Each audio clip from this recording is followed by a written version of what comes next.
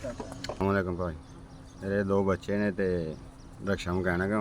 मैं रक्षे थले वड़ के काम कर रहा ते रक्षा डिग पे उत्ते ते रक्षे ते लोड सी पवाई ते थले काम कर रहे सा ते ओह जैक स्लिप हो गया ते उन्हें थले रक्षे थले आ गए रक्षे दे थले आने ना रीढ़ दी हड्डी नूं मेरी सट लग गई ते रामा का दबाव पै गया हुण दी मेरी दोवें लत्तां ना बेकार हो गई। दो छोटे छोटे बच्चे ने मेरे ते मेरी मजदूरी दी वजह ना मेरी बीवी छड्ड के चली गई। दो बच्चे ने मेरे छोटे कमान जोगा भी नहीं मेरे नाल बजुर्ग मेरी माँ है नाल मेरे वाल साहब ने बजुर्ग पुत्तर ये पुत्तर कमाउण वाला सी मेरा ते केड़ा इहनूं सट लग गई है ते कमाउण वाला मेरा कोई नहीं हैगा। मियाँ मेरा छान पूरा इकट्ठा करदे ते 400-500 रुपया लिआंदा ते रात नूं खर्चा असीं कर बइने। घर भी किराए दा ते इस तों इलावा कमाउण वाला भी कोई नहीं हैगा। डॉक्टर कहंदे ने इहदा ऑपरेशन करवाओ हराम मगद दा ते मेरे कोल इन्ना गुंजाइश नहीं हैगी मैं कित्थों पैसे लिआ के इहदा ऑपरेशन करवावां।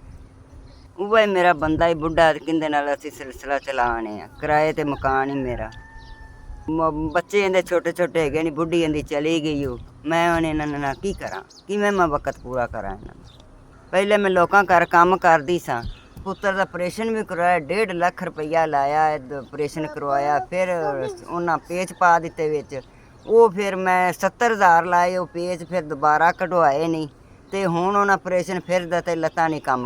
ਦਿਲ ਦੀ ਮਰੀਜ਼ ਹੋ ਗਈਆਂ ਮੈਂ ਮੇਰੇ ਫਿਫਰਿਆਂ 'ਚ ਪਾਣੀ ਪੈ ਜਾਂਦਾ ਸੀ ਤੇ ਮੈਨੂੰ ਡਾਕਟਰਾਂ ਨੇ ਮਨਾ ਕੀਤਾ ਵੀ ਕੰਮ ਅੰਮਾ ਤੂੰ ਨਹੀਂ ਕਰਨਾ। ਹੁਣ ਅੱਲਾਹ ਤਾਲਾ ਅਜ਼ਲ ਦੇਦਾ ਜੇ ਮੇਰੀ ਮਦਦ ਕਰੋਗੇ ਤੁਸੀਂ ਤਾਂ ਅਸੀਂ ਮਾੜੇ ਬੰਦੇ ਆ ਸਾਡਾ ਨਹੀਂ ਹੈ ਵਕਤ ਸਾਰ ਦਾ ਆਪਰੇਸ਼ਨ ਕੌਣ ਕਰਵਾਵੇ ਇਹਦਾ ਜਵਾਨ ਬੱਚਾ ਹੀ ਤੇ ਦੋ ਲੱਤਾਂ ਦਾ ਮੁਤਾਜ ਹੋ ਗਿਆ ਸੀ ਸਾਡੀ ਫਜ਼ਾਕ ਸੁਣਨ ਵਾਲਾ ਕੋਈ ਨਹੀਂ ਹੈਗਾ ਤੇ ਮੇਰਾ ਪੁੱਤਰ ਟੁਰ ਪਵੇ।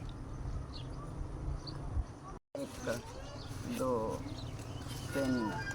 4 5 ਅੱਛਾ ਪੁੱਤਰ ਅੱਲਾ ਤੁਹਾਨੂੰ ਸਲਾਮਤ ਰੱਖੇ ਖੁਸ਼ ਰੱਖੇ ਅੱਲਾ ਤੁਹਾਨੂੰ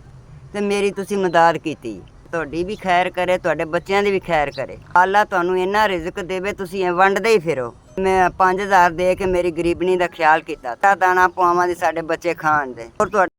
ਅੱਲਾ ਤੁਹਾਨੂੰ ਹੋਰ ਵੀ ਦੇਵੇ ਜ਼ਿਆਦਾ ਅੱਲਾ ਤੋਂ ਵਸਦਾ ਹੀ ਰਵੇ ਤਰੱਕੀਆਂ ਕਾਮਯਾਬ ਤੁਹਾਡੀਆਂ ਹੋਣ ਐਵੇਂ ਹੀ ਵੰਡਦੇ ਰਹੋ ਤੁਸੀਂ ਤੁਹਾਡਾ ਭਲਾ ਹੋ।